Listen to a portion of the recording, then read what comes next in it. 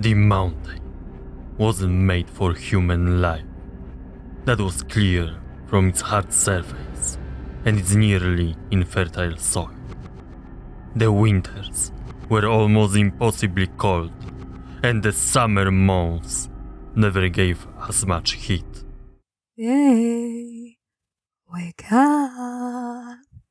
James pulled his cover over his face in defiance of his mom's words. Come on, mister. We got fish to catch. James gave a long sigh before throwing his straw pillow at his mother. I'm doing this unwillingly. At least you're doing it. She swiftly tossed the pillow back at his face.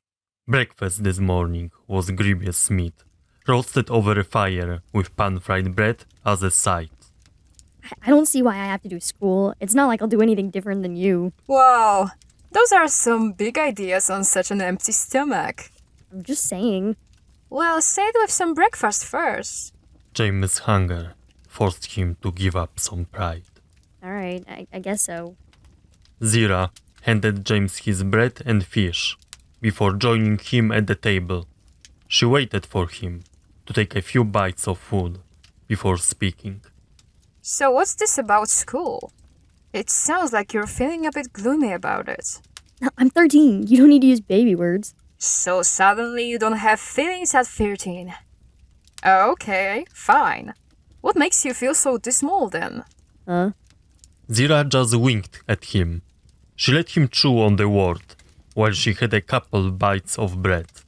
I'm just gonna be a fisher like you. You heard the radio. That water isn't going down anytime soon. There's no need for smart people.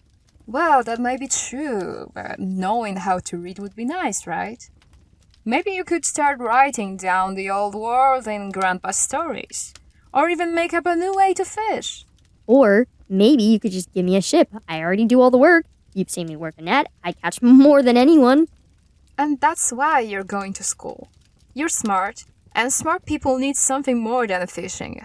James shrugged his shoulders. You're smart too, Mom. Jeez. Zera smiled, not wanting to point out how much James blushed at showing his mom a hint that he loved her. Well then, what do you say you do school on this ship today? It's only the first day, so there's no harm in it. Would the radio even work that high? You could always stay here. There's plenty of chores. Nope, I'll get the radio. And your chalkboard. And the chalkboard. They both ate in silence for the rest of breakfast. James faintly tried to hide a smile. When they hopped on the hot air balloon, James stuck the portable ham radio in his pocket, determined to not drop it. The flames licked the leather balloons and they began to rise.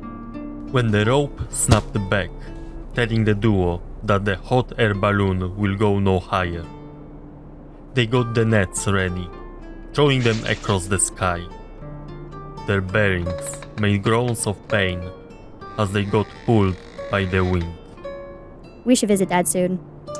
Yeah, we should. He hasn't come around in a while, has he? And the talk stopped too. Well, the scrapping has been a bit more busy for him. I'm sure he'll talk when he can slow down. I just wish he could be here. I bet he's forgotten my face. Maybe so. Mom! James looked at her, holding back tears.